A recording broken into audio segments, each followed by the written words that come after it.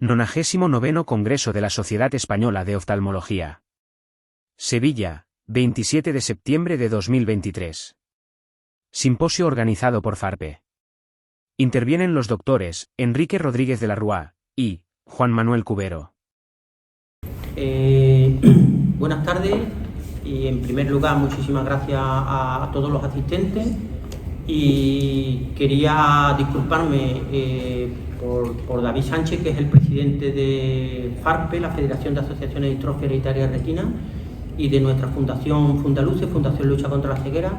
Él era el que iba a presentar esta mesa y le ha sido imposible por problemas familiares y personales el desplazarse desde Murcia y ha delegado en mí la presentación de la mesa. Yo me llamo Rafael Vascón, soy presidente de la Asociación Andaluza de Retinosis Pigmentaria. También formo parte de la vocalía científica de dicha federación y soy afectado de una patología ocular rara, una distrofia hereditaria retina, concretamente síndrome de Usher. Quiero agradecer a la Sociedad Española de Oftalmología, desde la Federación, nuestra fundación, el que un año más nos permita dar una jornada o ponencia, o que FARPE se manifieste a través de profesionales, tanto de investigación como oftalmológicos, en su 99 Congreso de la SEO. El año pasado fue en Pamplona, después hubo los 2 años de la pandemia, fue en Madrid, Granada, etcétera. Entonces, agradezco a la CEO, a su comité organizativo, por poder contar con esta reunión satélite. Este año hemos invitado a dos oftalmólogos muy implicados con la distrofia hereditaria de retina, uno del ámbito público y otro del ámbito privado. La primera intervención correrá a cargo del doctor Enrique Rodríguez de la Rúa, jefe de los servicios de oftalmología del Hospital Virgen Macarena.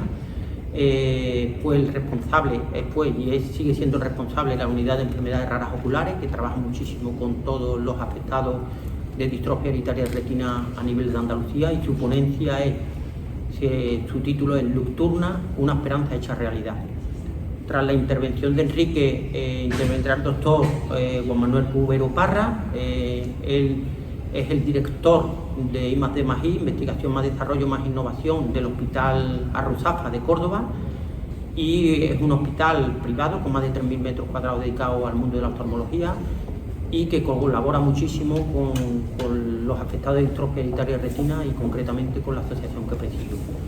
A ambos les doy las gracias enormemente por su predisposición y no haber dudado ni un segundo desde final de junio que le propuse el que hoy estuvieran aquí.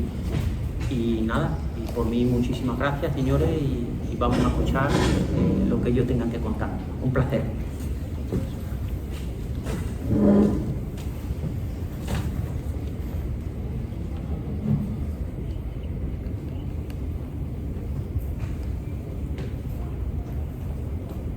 Bueno, pues yo quiero dar las gracias a FARPE y en concreto a Rafael por la invitación, por contar para este evento con el Hospital Virgen Macarena, y agradecer también a la SEO como miembro de la sociedad, pues el que tenga un espacio abierto para las asociaciones de pacientes, porque realmente yo creo que una de las revoluciones de la sanidad en el siglo XXI es el empoderamiento de los pacientes, y la verdad es que sorprende cómo resuelven problemas de una manera que los profesionales no se nos ocurriría.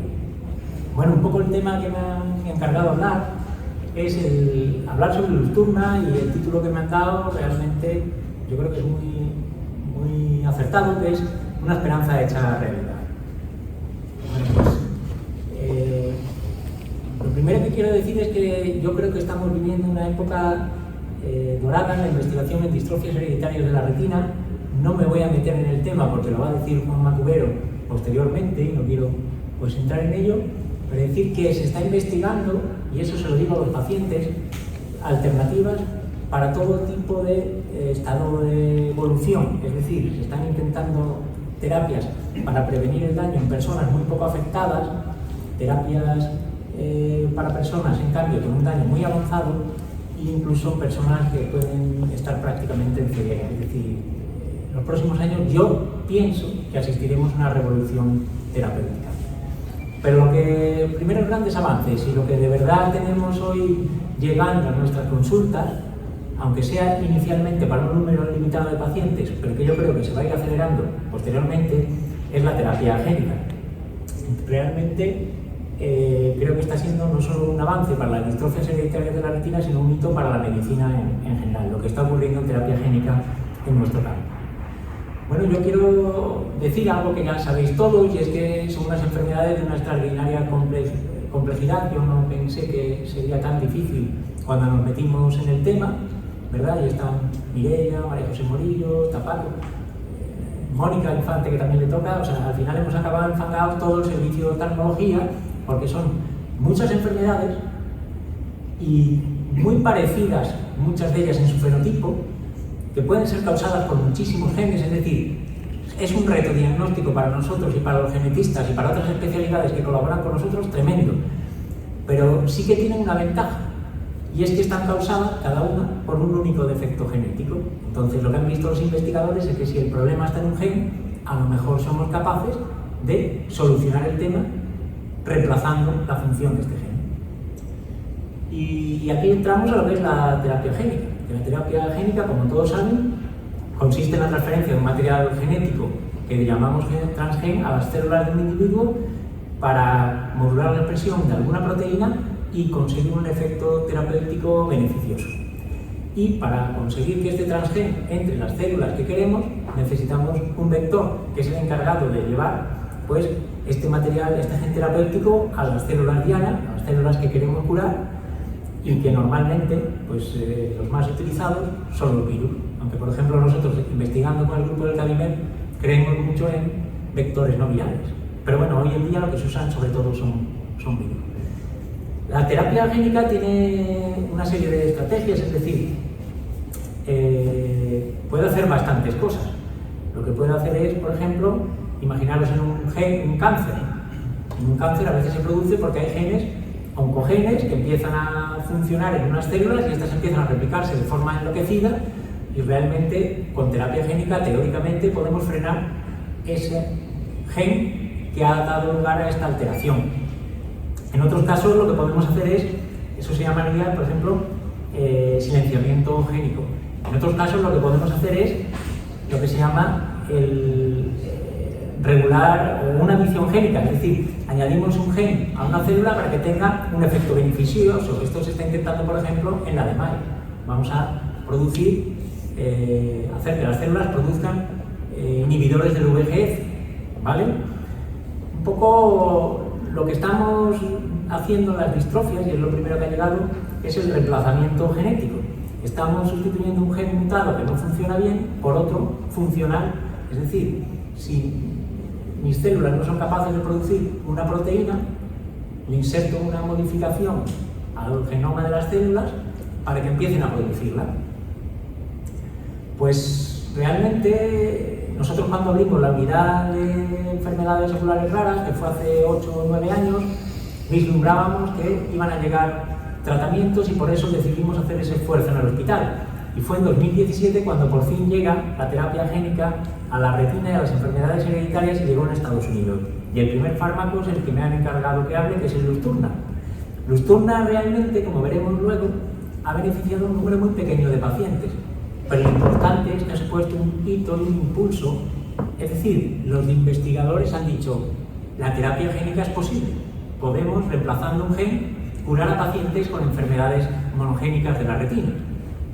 Y esto ha llevado también a quien financia al investigador a apoyar investigaciones en este tema. Así pues, las enfermedades monogénicas de la retina se han convertido en prioritarias, y son las que nos ocupan hoy. Aunque lo que aprendamos de estas enfermedades seguramente puede ayudar a enfermedades de alta prevalencia, en las que también hay un componente genético. Bueno, como decía antes, la mayoría de los vectores que se utilizan son víricos. Aquí en este caso, con el Luxturna, lo que se hace es que un vector vírico inserta, tenemos pacientes en los que no son capaces sus células de producir, tienen una alteración en el gen RP65, los dos copias, en los dos alelos, y no producen la proteína. al no producir la proteína, los fotorreceptores están vivos y viven durante una serie de años, pero no son capaces de hacer el ciclo visual, entonces no ven los pacientes. ¿Qué es lo que pensaron los investigadores? Si consigo insertar un virus que obligue a estas células a producir la proteína RP65, las células que por lo demás están bien, a lo mejor funcionan. Y así ha sido, ¿de acuerdo? Entonces, hubo un desarrollo clínico muy complicado, yo lo voy a hablar ahora, se siguieron todas las fases obligatorias de la investigación, esto está todo publicado, y se vio pues que Luxturna exclusivamente, y eso es algo típico de la terapia génica, que es muy personalizada en personas con una pérdida de visión por una mutación bialélica en RP65 y que además tuvieran células retinianas viables, es decir, si ya perdió toda la visión y todas las células han muerto, es decir, hay que actuar en ese periodo de años en los que las células no funcionan, pero todavía están vivas, ¿de acuerdo? Entonces, si tienen células vivas y esta mutación, sí pueden ser subsidiarios de tratarse con Luxturna, si no, pues no. La verdad es que estas mutaciones bialélicas en RP65 pueden dar dos tipos de enfermedad, que a veces cuesta mucho diferenciar. Una amaurosis congénita de Leber o una retinosis pigmentosa, que siempre son de inicio muy precoz.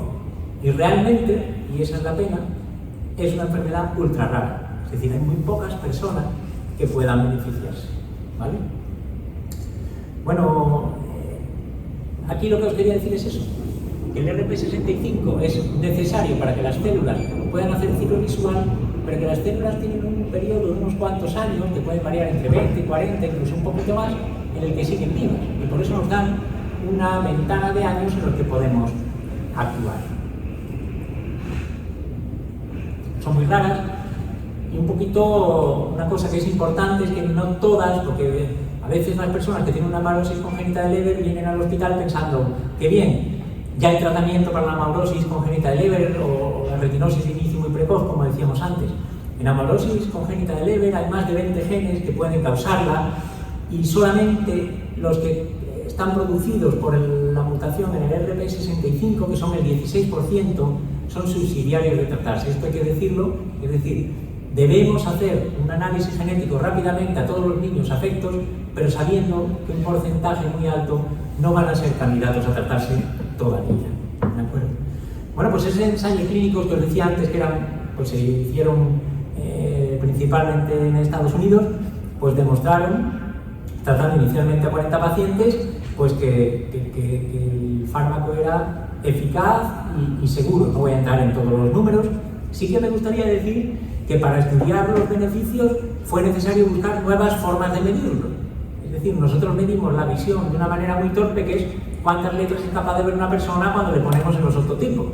Pero la función visual se compone de mucho más, de visión nocturna, de visión de colores, sensibilidad al contraste, es decir, nuestros pacientes, más que mejorar en la agudeza visual, mejoraban en otros parámetros y hubo que inventar formas ingeniosas para poder medirlo de una forma científica, porque en la ciencia necesitamos números, hay que todos estos beneficios cuantificarlos y compararlos, ¿de acuerdo?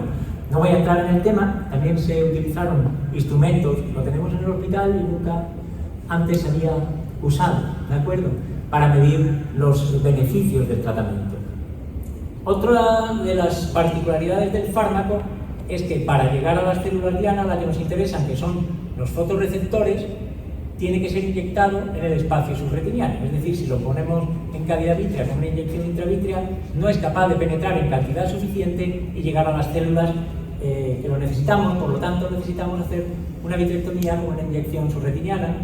Por ejemplo, para acreditar nuestro hospital fue necesario hacer una serie de, aquí vemos a Isabel Relimpio y a Paco Espejo, haciendo la acreditación para la inyección subretiniana, la hicimos los tres. No es una técnica, aquí vemos uno de nuestros casos, a ver si pasa el vídeo, sí. No es una técnica muy difícil para cirujanos avezados, pero desde luego, vaya, que no es moco de pavo, hacer una vitrectomía con una inyección subretiniana. Aquí vemos cómo con esta cánula muy fina vamos haciendo una ampolla, inyectando el líquido. Aquí vemos una OCT, cómo se va creando la ampolla. Hay que hacerlo muy despacio, se te hace eterno mientras inyectas. Una mejoría de 0,4, los dos ojos han subido a 0,6 y sobre todo lo que él nota es una mejora en la visión nocturna muy importante. Este nos dio un poco de verdad, de quebradero de cabeza con la inflamación. En el primer ojo nos asustamos, en el segundo, como ya sabíamos que era pasajero, no sufrimos tanto. Aquí hay un tercer paciente, que es el caso que era también muy evolucionado, con un ojo con visión de 0,05, que ahora no es capaz de llegar a 0,05, y en cambio el otro, que no llegaba a 0,05, ahora sí lo ve, pero este es el que nos ha dejado este ojo derecho un cierto mal sabor de boca, aunque anatómicamente es exactamente igual. Y este es otro caso que también nos ha dado mucha alegría, que era una muchacha joven con una visión de unos 20 años, de 0,4, y ha quedado pues con 0,5 cada ojo, y también notando mejoría en su calidad de visión. Aquí vemos otro vídeo. Entonces, la inyección, vemos cómo hay que quitar el vitrio. Se hace una vitrectomía, se separa el vitrio, que en la mayoría de los pacientes no ha sido especialmente difícil, salvo en uno, que era muy joven. Los vídeos son cortos. Aquí hacemos la inyección.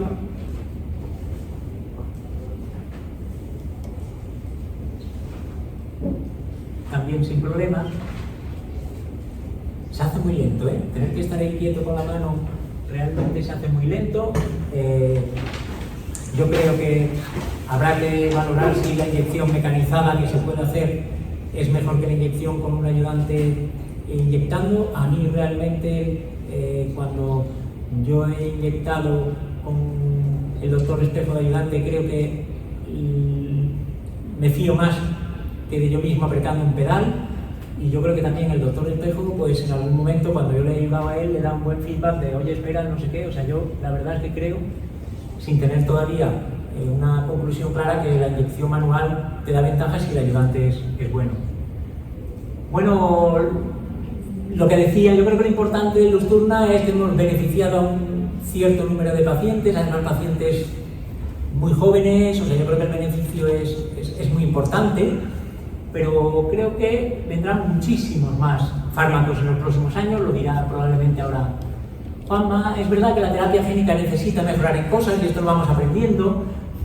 Esperemos que técnicas para producir silenciamiento génico, creemos que debe haber nuevos vectores, ojalá se pueda hacer con inyecciones intravítreas. También es una buena esperanza la optogenética, de la que todos habéis oído hablar.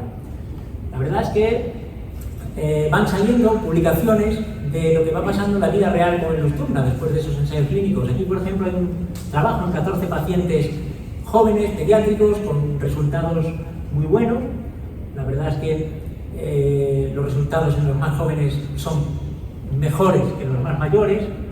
Se ha visto, y esto llena un poquito de inquietud, algo de atrofia en la retina, es decir, adelgazamiento de la retina de los pacientes inyectados en muchísimos casos, aunque lo que tranquiliza es que de momento, aunque se vea este adelgazamiento, los pacientes siguen manteniendo el beneficio visual. Nosotros en algún caso sí hemos visto algún adelgazamiento en las mediciones, en el grosor foveal central. Y realmente, pues hay una cosa importante, que del Lusturna estamos aprendiendo mucho. Ha mostrado una serie de retos importantes para el futuro. Por ejemplo, tenemos prisa en mejorar el diagnóstico genético. Con el Lusturna llegamos un poquito tarde, estamos todavía buscando enfermos, porque pensamos que no hemos tratado a todos los subsidiarios en España. Es decir, para próximas terapias deberíamos tener a todos los enfermos, si puede ser, en diagnóstico genético. Hay que buscar nuevas técnicas para la administración, porque como veíamos antes, son más los efectos secundarios de la cirugía, a pesar de estar hecha por cirujanos muy expertos, que del propio tratamiento en sí. Hay que buscar nuevas formas de medir los resultados, lo hemos visto. A veces los pacientes dicen, yo estoy mejor, y tú no eres muy capaz de evidenciarlo, yo estoy peor, y a ti te parece que no hay nada que lo justifique. Hay que buscar nuevas formas de medir pequeños cambios o cambios en parámetros que habitualmente no medimos. Y una cosa importante, trabajar en nuevos modelos de financiación, porque son fármacos carísimos, que yo creo que merecen muy mucho la pena. Pero claro, esto hay que demostrárselo al pagador, que normalmente en nuestro entorno es el Estado. Fijaros, aquí por ejemplo en Suiza hay un trabajo muy interesante que ellos sí que creen que es costo eficiente, ¿vale? Y también encontramos, en cambio, otros artículos en los que piensan que en fármacos tan caros deberíamos tener una mejor medición de los resultados, un mayor conocimiento de los posibles efectos adversos y realmente pues que consideran que hay que avanzar más a la hora de financiar medicamentos tan caros, ¿vale? Hombre, el NICE de Estados Unidos, digo del Reino Unido, que es realmente muy crítico, ellos sí que consideran que merece la pena, que compensa, dicen que son tratamientos con un beneficio a lo largo de toda la vida, de gente muy joven. También es verdad que dicen que son muy caras, muy costosos poner estos fármacos y piensan que tendremos que aprender mejor a qué personas se les debe poner y a cuáles no. Es decir, a lo mejor enfermos muy evolucionados que estamos poniendo en Luxturna, sabemos dentro de unos años que no merece la pena y en cambio otros a los que hay que ponerlo sí o sí. Es decir, hay una cierta controversia sobre el tema de la financiación. Y yo ya, antes de acabar y de dejar el paso a Juanma, pues decir que hemos entrado en una nueva etapa, eso es verdad, los pacientes que han sido tratados, los médicos que tenemos la suerte y los investigadores, estamos en una nueva etapa, yo creo que no hay vuelta atrás. Que Luxturna es el primero de muchos tratamientos, es lo que yo creo, ¿de acuerdo? Y que sí que es verdad que son necesarios muchos avances y mejores para hacer mejores terapias en el futuro y que lo que aprendamos de Luxturna y de los fármacos que van a venir muy pronto de este tipo, de terapia génica, pues van a darnos muchas claves para estas mejoras. Realmente creo que entramos en una época, hemos tenido una consulta muy dura de distrofias en la que puedes acompañar, diagnosticar, dar un pronóstico, un consejo genético, qué va a pasar con mi hijo, ayudas, pero una impotencia de no poder tratar. Y creo que ahora vamos a entrar en una fase apasionante en la que por fin vamos a poder tratar, a veces con mejor resultado o peor, pero por lo menos vamos a poder tratar. Y esto era todo lo que yo quería decir. Muy bien, muchísimas gracias.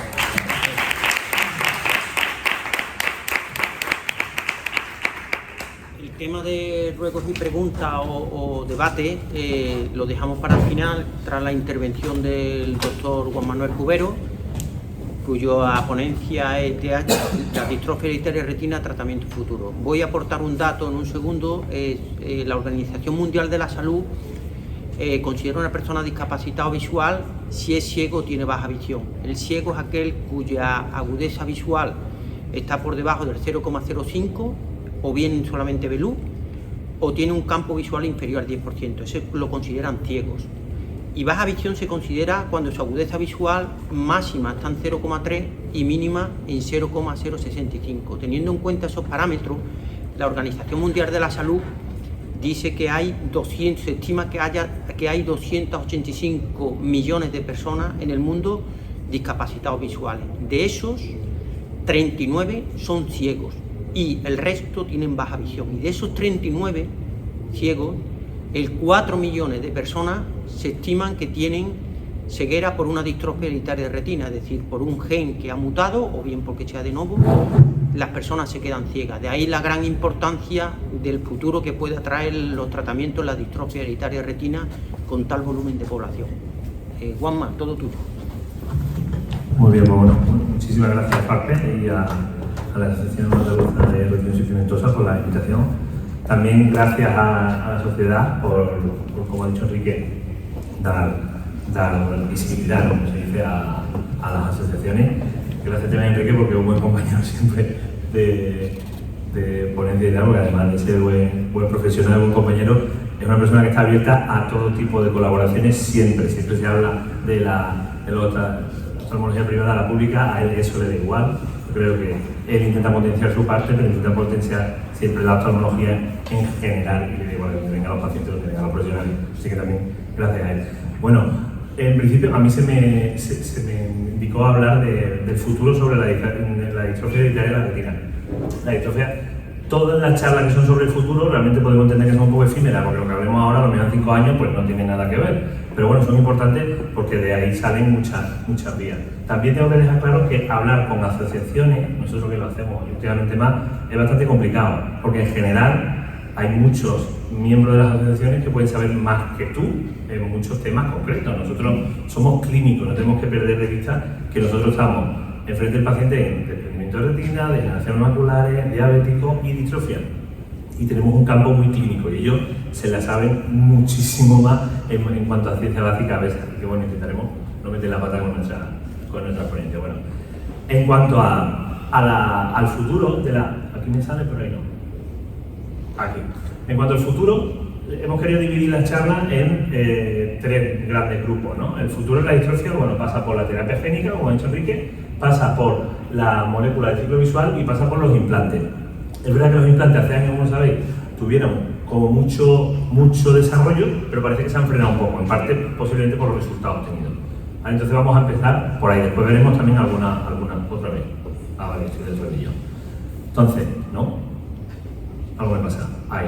En cuanto a los implantes, bueno, los implantes en general, seguro que algunos sabéis de algo, que bueno, complicado tal. En general, los implantes retinianos podemos dividir entre epirretinianos, que son los que se colocan por delante de la retina y estimulan la superficie, o subretinianos o supracoroideo, que son los que estimulan la retina desde detrás.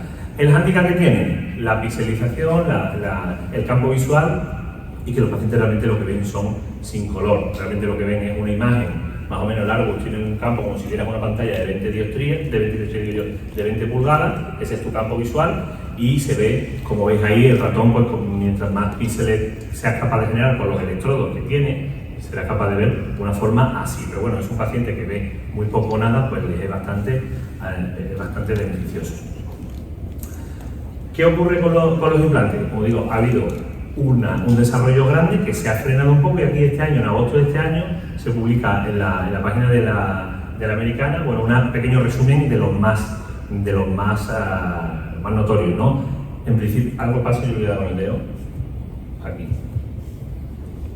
Los más conocidos, el árbol en España, bueno, se implantaron varios, nosotros tuvimos la suerte de implantarlo, ¿no? El árbol es un implante epirretiniano, consiste en una cámara que capta la imagen, la lleva a un traductor que monta una señal eléctrica que de aquí pasa de nuevo a la cámara a esta especie de antena, llega aquí, que esto es un implante que ahora veremos que es como si fuese una válvula de AME, y traduce la información hacia el chip, que es el que finalmente estimula la retina. La retina, recordad que la retina de los pacientes con retinosis, por ejemplo, que es una de las indicaciones junto se sacó por Manchester la de la degeneración macular seca, la falta es de fotorreceptores, las ganglionares y ese tipo de células, pues muchas veces permanecen bien, ¿no? Otro implante, bueno, si veis el número, en cuanto al número de electrodos, como hemos dicho, este tiene 60, 1500. La diferencia entre uno y otro, estos son muy similares, el alfa, pero este es subretiniano. Si veis aquí el vaso, está por encima, este es un implante que tiene también un cableado similar al del árbol y se coloca por debajo de la retina. Perdonad, pero algo me pasa con esto. Ahí. El prima, este es otro que se desarrolló bastante. Esta es la diferencia que tiene. Si veis aquí, este es el implante, es una célula fotovoltaica que se activa también con una cámara, pero que no lleva el cableado que veis en el árbol. Y, otra vez, tenemos el EpiRet, que también es epirretiniano, pero aquí la diferencia que tiene es que la forma de captar la imagen es por una especie de artilugio que se coloca en el polo anterior, por intermedio, y de ahí capta la imagen y la lleva por un sistema de cable hacia el chip. ¿De acuerdo? Y por último, tenemos por último realmente porque el otro más antiguo. La diferencia que tiene el del grupo de Australia de Bionic Vision es que la traducción de la imagen se hace a través de una forma percutánea, se implanta intraocularmente, pero también se implanta aquí en la región temporal occipital subcutáneo el traductor que envía la señal. Y la última que queríamos enseñar, perdón, disculpa, voy a estar todo el tiempo con eso.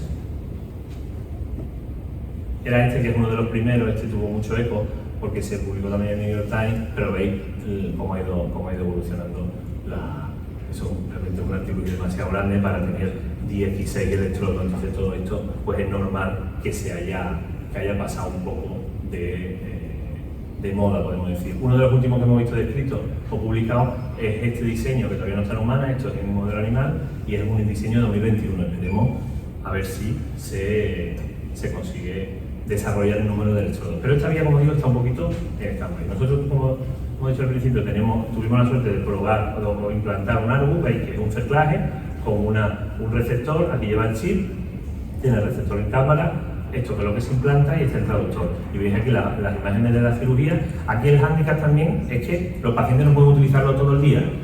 Pueden utilizar una serie de horas al día y tienen una fatiga visual. Entonces, y además necesita tener un entrenamiento previo, que el paciente tenga una serie de requisitos, por ejemplo, que tenga memoria visual, que haya visto antes, porque tiene que interpretar la imagen que le llega. Un paciente que no recuerda haber visto, es muy complicado que interprete una imagen. Yo de verdad que no sé lo que estoy haciendo, ¿eh?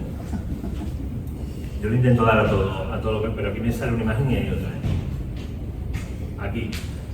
Las moléculas del ciclo visual, este sería el otro grupo. Las moléculas que afectan al ciclo visual. También se está desarrollando, en parte, las moléculas que pueden ayudar a la mejoría visual de estos pacientes. Una de ellas, aquí. Una de ellas sería, por ejemplo, la molécula del ciclo visual, la de las más importantes que tenemos es la vitamina A, como todos sabéis. Y de hecho, desde hace unos años se sabe que a los pacientes de Stargardt no se les deben dar suplementos con vitamina A. Eso porque la vitamina A, la dimerización de la vitamina A produce un acúmulo de material tóxico, en este caso lipofucsina. Entonces, a los pacientes que tienen Stargardt, en general, hay que disminuir la ingesta. Y sabiendo eso, Artur, vais a ver en cada diapositiva, en este caso Artur, intenta desarrollar una forma de utilización de la vitamina. ¿Eso qué? Eso es darle un suplemento de vitamina A que desplace a la vitamina A general y que no produzca desechos. De hecho, esto es un paciente de modelo animal, un paciente que tomaba vitamina A normal y este es un paciente con la forma autorizada. Entonces, tiene un menor acúmulo. ¿Eso en qué se traduce? En que ellos quieren que se reconozca ya el uso del glutatiónino, que sería esa molécula de vitamina A modificada, y que demuestran, o ellos publican, porque realmente lo que pasa con estos estudios es que muchos no están publicados, no están indexados. Ellos dan una nota de prensa y dicen que su estudio ha producido un 21% de disminución del crecimiento de la atrofia en Stargardt. Pero bueno, están en vías de conseguir la aprobación. Otro medicamento, este estaría también en las moléculas que modifican. Este medicamento, el desarrollado por UOPA, es una molécula que lo que hace es interferir, igual que ha dicho antes Enrique, el RP65 actúa en la retinosis pigmentosa, en el Stargardt actúa de una forma diferente. Porque, por ejemplo, el retinosis pigmentosa se puede beneficiar de vitamina A, en el Stargardt no. Entonces, en este caso actúa sobre esa proteína, produciendo una disminución de la producción de lipofucsina y una disminución de acúmulo. Pero además, si veis aquí, y vais a ver repetidas veces, los pacientes que tienen los ensayos clínicos sobre una molécula, muchas veces, aquí en este caso, una retinopatía diabética proliferativa, se pueden pasar a otro tipo de enfermedades. Y en muchas de las distrofias hereditarias de la retina, puedes ver el mismo medicamento que se puede utilizar en retinosis pigmentosa, en polideremia, en diferentes, ¿no? Por la vía de actuación que tiene. Y por último, tenemos el Tinlarebant. Esto pasa como con el Lucentis cuando era el ranibizumab, que tardamos 2 años en aprendérnoslo, pues en este caso nos pasará un poco igual. Este mecanismo de acción es curioso porque lo que intenta es disminuir, o lo que pretende conseguir es disminuir el paso de vitamina A al ojo, desde el hígado al ojo, y eso lo hace inhibiendo la proteína de fijación del retinol en el suelo.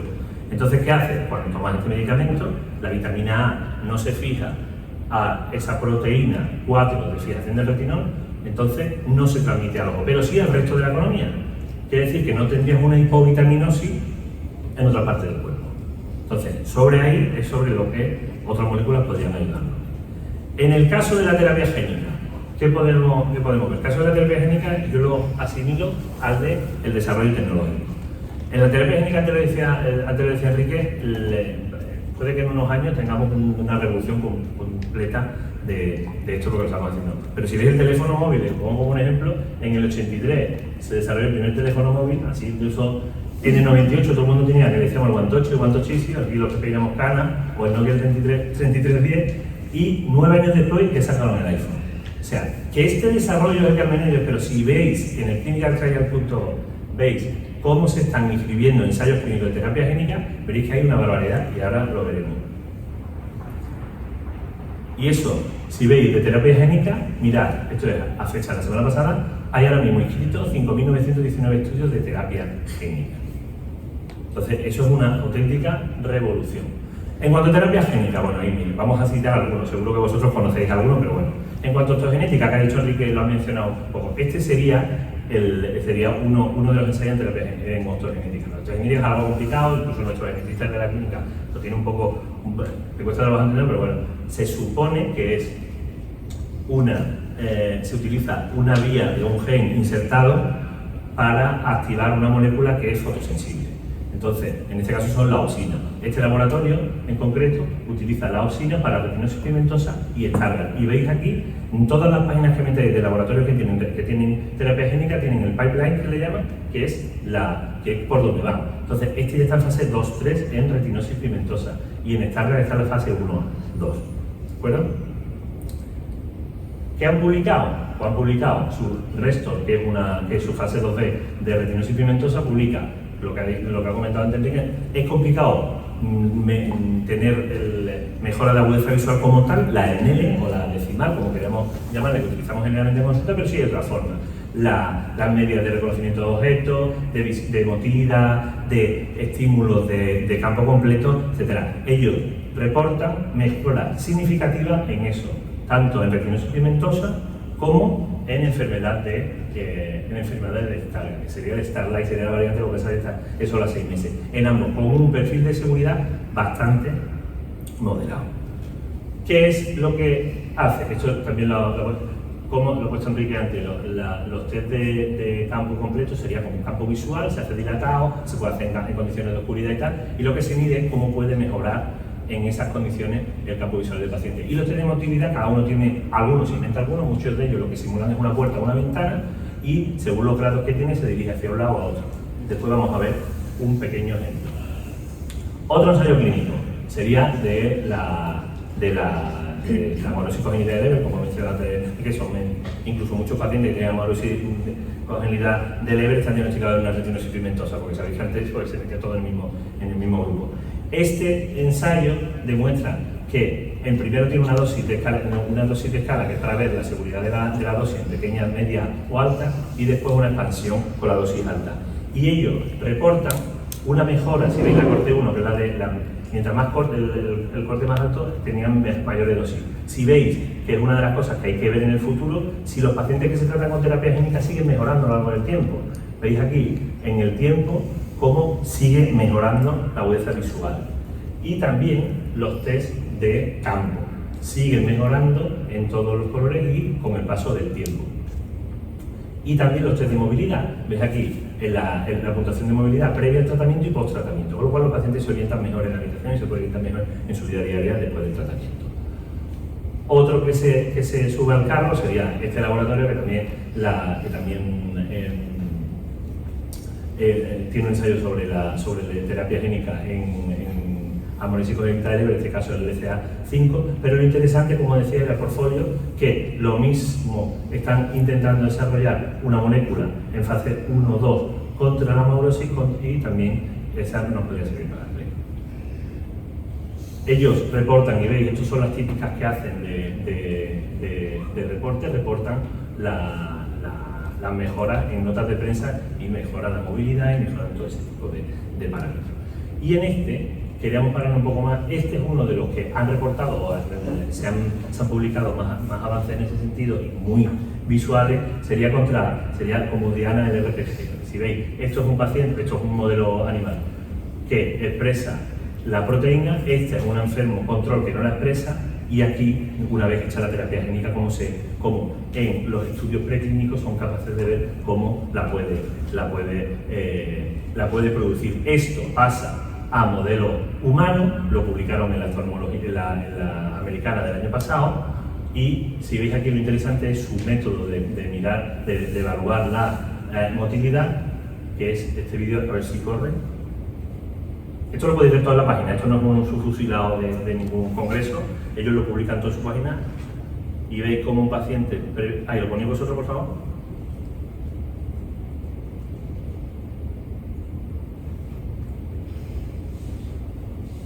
Aquí se pone el test de movilidad previo al tratamiento, y si veis el paciente tarda 61 segundos en hacer lo podemos llamar laberinto. Tiene aquí una puerta y aquí otra, y hay varios obstáculos. y primero se va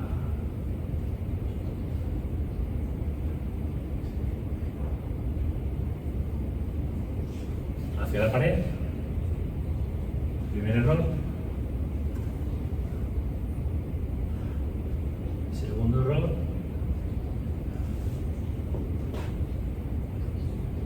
y ya lo consigue, ¿no? Post-tratamiento, pues llega, 9 meses después del tratamiento, pum, pum, pum, pum, pum, pum, y ahí lo ha acabado. Entonces, eso es lo que se refería Enrique con no escalar la agudeza visual solo con agudezas visuales. En cuanto, y ya terminamos con la terapia génica, en cuanto a cómo pueden entrar los pacientes, esto por ejemplo, lo pongo como ejemplo, lo ponemos como ejemplo de ensayo clínico abierto. Esto es un ensayo clínico que pretende tener 63 pacientes de retinosis pigmentosa y tal, y terminaría en marzo de 2029. Pero si veis la página, decís muchas veces, no es que llega un ensayo clínico, esto es un... ¿Le dais al vídeo, por favor?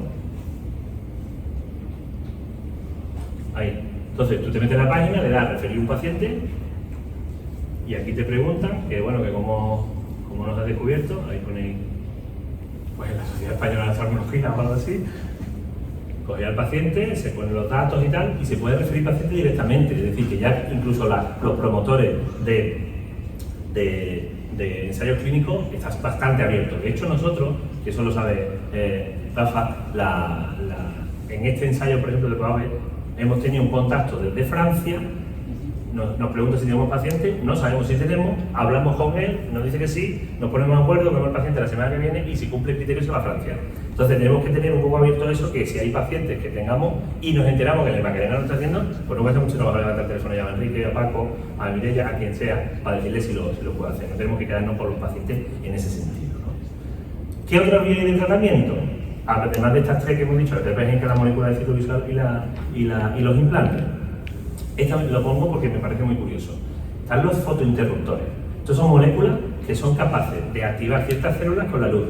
Entonces, en este caso, tienen una molécula que la han presentado a lo largo de este año que, cuando se encuentra expuesta a luz, es capaz de actuar sobre la célula ganglionar. ¿Y cómo lo han medido? Bueno, veis aquí que la molécula también se puede utilizar en retinosis pigmentosa, choroideremia y en Stargardt, porque la vía es diferente, ¿no? ¿Cómo lo han medido? Ellos lo han medido por resonancia magnética. Esto es una resonancia magnética funcional de un individuo sano, y aquí un paciente con retinosis. Veis que la zona occipital pues no tiene estímulo en uno y sí lo tiene. Y ellos ven que antes de tratarse no tiene, y al tercer día de tratarlo, esto es intravítrea, no es subretiniano, sí detecta, y el paciente nota, incluso ellos tienen referida la agudeza visual. Entonces me parece muy curioso porque no es una terapia génica, es una molécula nueva que lo que hace es otra vía diferente, ¿no? Tener diferentes tratamientos es siempre una garantía de mayor éxito. Endógena, por ejemplo, este es otro laboratorio, pero lo que tiene es una molécula que ellos dicen o quieren demostrar que activa las células progenitoras y en que se transformen en fotorreceptores. Entonces lo que ya tienen en algunos en modelo animal, conseguir una proliferación de fotorreceptores con una molécula diferente sin ser terapia génica. Y uno de los más curiosos también es este laboratorio, que lo que hace es directamente células progenitoras. Y esto lo publican también en su página. Tienen, de un congreso, tienen 3 ramas, una con la dosis de 6 millones de células, otra con 3 millones de células y otra con el grupo control, pero las agudezas visuales de un grupo respecto al placebo son abrumadoramente mayores. Con lo cual, estos son células progenitoras inyectadas directamente, que serían capaces teóricamente de desarrollar fotorreceptores, tanto en test de sensibilidad al contraste como en agudezas visuales. Veis aquí que hasta un 50% mejoraban 10 letras mayores de edad, y hasta un 20% son capaces de mejorar 20 letras. Estamos hablando de pacientes de distrofia de la retina, que es que una letra es importante, ¿vale? Y lo también llamativo es que se mantiene el tiempo, incluso aumenta, porque estamos hablando de una terapia que se supone que va a seguir en el individuo un montón de tiempo. ¿Y qué más? Y esto ya termino. Esto es simplemente un email, como Rafa nos escribe email, de vez en cuando parece que yo no leo, pero yo lo leo, te lo prometo. Nos preguntaste sobre la fotobiomodulación, que qué pasaría, qué tal, que no, nos preguntaste esta semana. Entonces hemos querido poner, la fotobiomodulación es algo que se está estudiando, pero realmente tenemos que andar con pie de plomo porque no tiene una base suficiente científica, sí, porque realmente está demostrado en modelo animal en retinosis pigmentosa. Está demostrado en Stargardt, pero en modelo animal y en Stargardt una N muy baja. y habría que ver cómo se realizó. De ahí a generalizar un tratamiento tenemos que andar con mucho cuidado, porque tenemos lo del Stargardt, que la vitamina A pues, al final resulta que era tóxica. Pero es que además, sobre uno de los estudios que se hace, es sobre un reporte de un paciente, es un caso que describe el láser, que se llama el de baja intensidad láser, en un solo paciente. Entonces, posiblemente sea beneficiosa, pero realmente no la tenemos todas con nosotros. Tendríamos que tener unos reportes con mayor N a la hora de generalizar ese tratamiento, porque sabemos que los retinosídemas son un grupo heterogéneo de enfermedades. Veis aquí que incluso en el clinical trial tú pones el láser de baja intensidad y hay 4 estudios y solo uno de oftalmología en cuanto a degeneración macular inscrito, posiblemente haya más. Y esta es la última diapositiva. ¿Qué estamos haciendo nosotros? Bueno, nosotros estamos intentando, con la asociación en concreto, con la Asociación Andaluza de Retinosis Pigmentosa, esto empieza todo por un fenotipado correcto de los pacientes. Entonces, muchos pacientes nos damos cuenta de retinosis que no están bien diagnosticados, que es retinosis, sí, pero es que a lo mejor no es una retinosis, es una sindrómica, es una sin pigmento, ¿no? Y se confunden entre ellas las maculares y las tal. Entonces, lo que intentamos es hacer, cuando vienen los pacientes, un fenotipado correcto con una retinografía de campo amplio, una autofluorescencia, un OCT, y además se le coge, porque intentamos financiación y no lo conseguimos, se coge una muestra de ADN.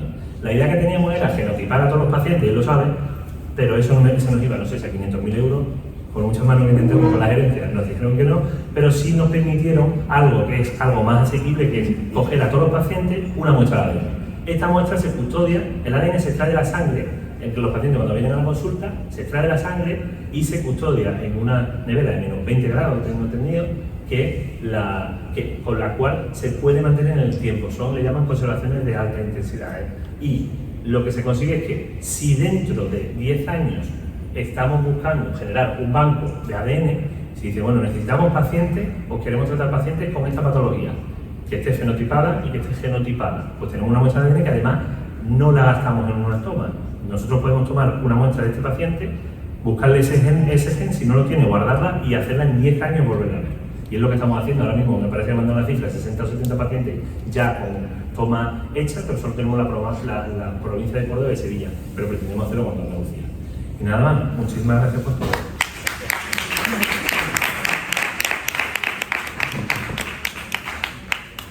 Bueno, pues tenemos 6 minutillos y la audiencia o entre ambos ponentes, si quieren hacer preguntas, yo abro el micrófono, no sé si hay un inalámbrico por ahí, y todo el que quiera hacer una pregunta al doctor Rodríguez de la Rúa o al doctor Cubero, pues tenéis abierto el micrófono.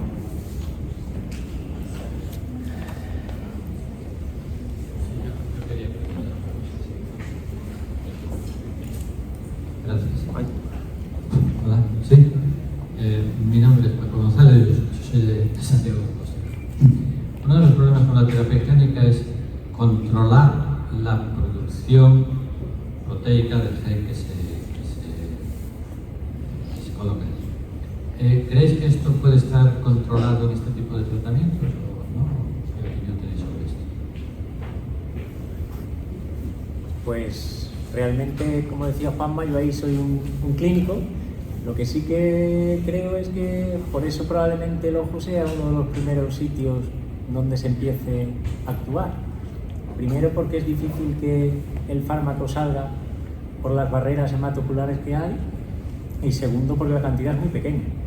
Pero sí que es verdad que hay incertidumbres y de hecho algunas de las primeras terapias génicas pues llevaron algunos efectos adversos muy graves, de las que fueron sistémicas.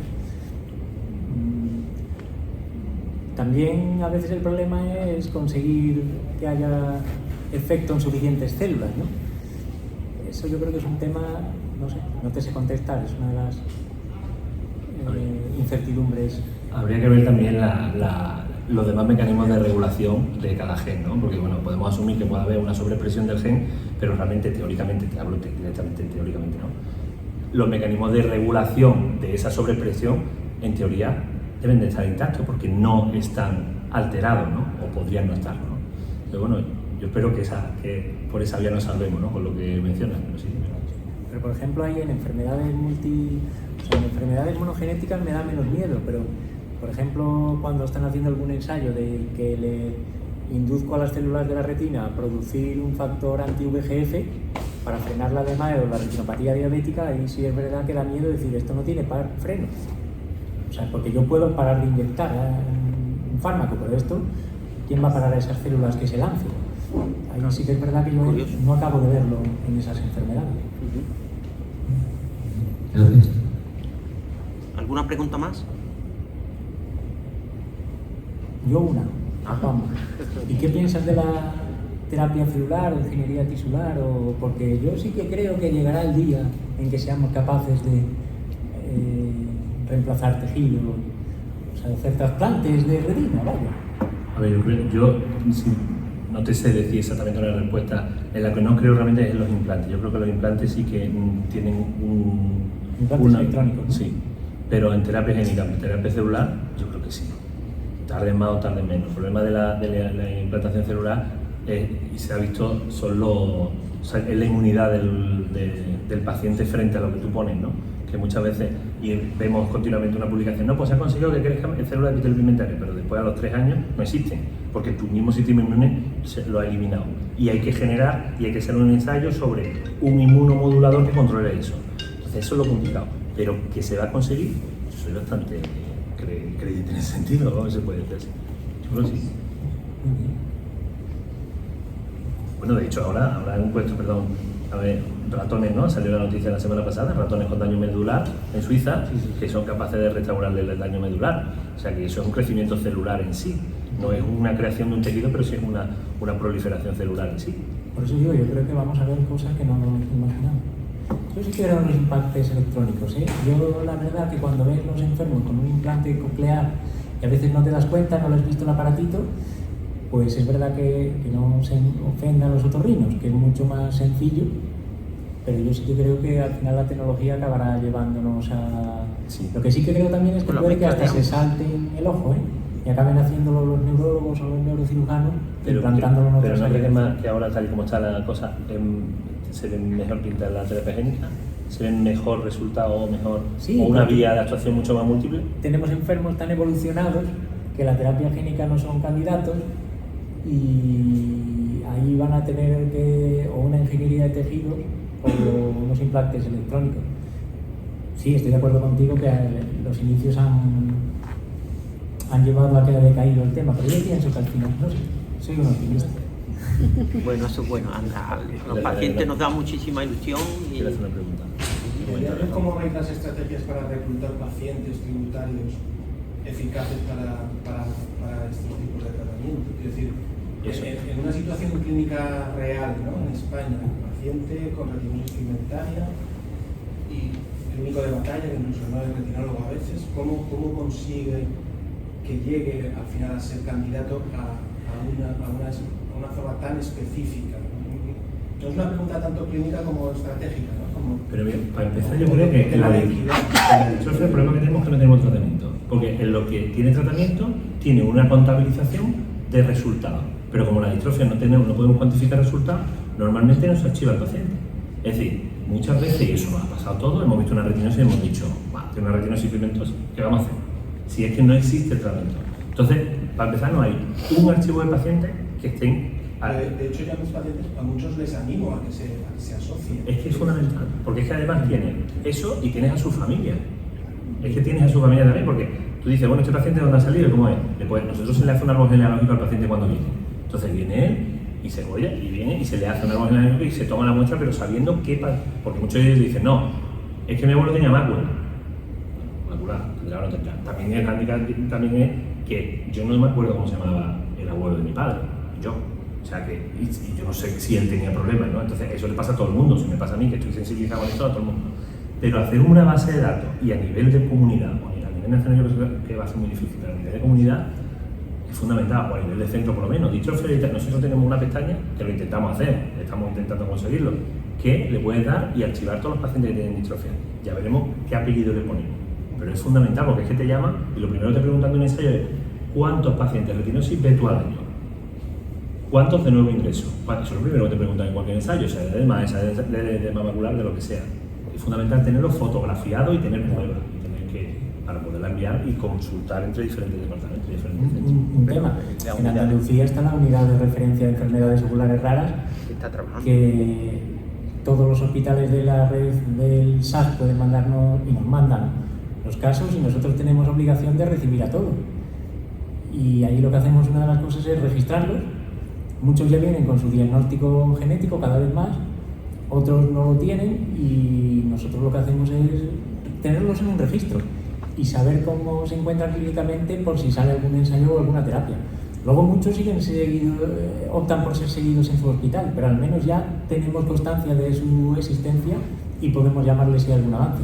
Se está haciendo en otras comunidades y para comunidades en las que no han lanzado su propia unidad de distrofia con registro, han hecho los CESU, ¿de acuerdo? O sea que yo creo que ahora mismo todos los pacientes tienen una opción en España. A nivel nacional... Si hay, digamos, sesgos de selección, por ejemplo, hay muchos más pacientes tributarios del área del Macarena que a lo mejor de un área periférica. Sí, claro, tenemos más del área de Sevilla, que es más cómodo venir que de otras zonas. Sí, pero bueno, están llegando de diferentes provincias y un procedimiento dentro del Servicio Andaluz de Salud, que es la libre designación de profesional, que es la manera de llegar a la unidad de retina de... Sí, o si lo manda un oftalmólogo de un hospital, también, a través de gestoría de usuarios, pero bueno, que en todas partes hay... Yo creo que eso se tiene que agilizar porque tú no puedes tener una derivación para eso. Los ensayos clínicos tú sabes cómo funciona. Un ensayo clínico no es porque tu centro... No, me da la casualidad que tú has hecho un ensayo de una cosa y te dice el promotor, mira, pues quiero que lo hagas de esta. Y muchas veces son muy arbitrarios. Entonces, la forma de derivación de paciente en ese sentido, tendríamos que tener una forma, no que sea mi amigo el que me lo no, que entiendo que... Hombre, pero si eso es una forma oficial y la hay en todo el Servicio Nacional de Salud. Tampoco te vas a poner a ver toda la retinosis de Andalucía. No la vas a ver toda. Y todos los Stargardt y todo lo que vuela a una retinosis. ¿No? Yo creo que de momento sí y lo estamos viendo. Y podéis asumirlo entonces, todas las distrofia. Pues mira, eso es lo que están mandando. Te cuento, cuando arrancó la unidad, con un optimismo grande, Beatriz Ponte y yo, pusimos 7 huecos de consulta a la semana. Ahora mismo hay unas 3 consultas de adultos y una de niños. O sea que realmente el trabajo que está generando y la electrofisiología ocular funciona todos los días y a genética le llegan muestras todos los días en el Virgen del Rocío. O sea, realmente está siendo una trabajera terrible. Yo creo que en estas primeras fases es importante tener un centro que vaya aprendiendo. Yo creo que el futuro es que tiene que hacerlo muchos más hospitales. Cuando salgan más terapias se va a hacer en más hospitales. Pero ahora mismo para los ensayos, si a nosotros nos llaman, yo te contesto en horas cuántos enfermos hay a nivel público, las dos, tanto la unidad de enfermedades raras del Hospital Virgen Macarena colabora con la asociación y también el Hospital Virgen de las Nieves de Granada. Hay una unidad específica que se ha montado de retina donde se pasa a consulta.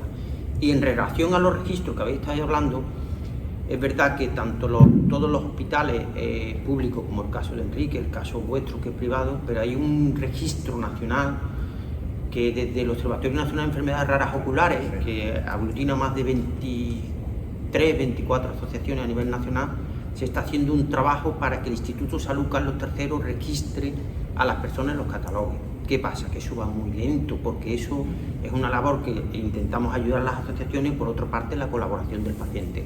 Pero bueno, que todos somos conscientes que es verdad lo que ha dicho Juanma, que aquí lo importante es pegar 4 teclazos y saber cuántos hay y los laboratorios, sobre todo, no cuando llega el tratamiento, pero sí cuando llega el ensayo, buscan a lo mejor personas con un perfil muy concreto, con una agudeza visual, con unos parámetros, con una edad concreta, en un gen muy concreto, porque a nosotros nos han llegado peticiones de que hay laboratorios en Europa donde no encuentran 5 o 6 personas y yo aquí en Andalucía he tenido 12 o he tenido 7, 3 hermanos en una familia y se sorprenden. La verdad, desde la asociación podemos afirmar que hemos tenido pacientes con mutaciones en un gen concreto que han ido ya a la Universidad de Tübingen a que se le estudie porque en Europa nada más encontraban 4 y aquí en la provincia de Málaga hemos encontrado nosotros 2, ¿vale? ¿No? Entonces, esa es una primera parte que todo el afectado, una distrofia hereditaria de retina que está asociado, es información que le llega, ¿vale? Y ahí os pido a todos, ¿vale?, que mováis el movimiento asociativo es muy positivo y cuando en un que yo lo sé de sobra por ellos dos, ¿no? Porque a mí me llaman muchísimo recién diagnosticados y la primera que le pregunto es ¿cómo te han enterado? Me han dicho pues porque he estado en la unidad de retina o porque está en el hospital tal o porque he estado en Córdoba o porque está en el otro lado. Entonces sí pediría que que una persona diagnosticada de distrofia hereditaria de retina, sea sindrómica, no sindrómica, el tipo que sea, que se ponga en contacto con las asociaciones, que las asociaciones, aparte de lo que es el apoyo psicológico de situación, también es muy importante que sepan la experiencia que estamos viviendo otros en estas patologías. Y por lo demás, pues muy agradecido a todos los que estáis aquí presentes, a los ponentes, y si hay alguna pregunta más, concluimos, señores. Muchísimas gracias por todo.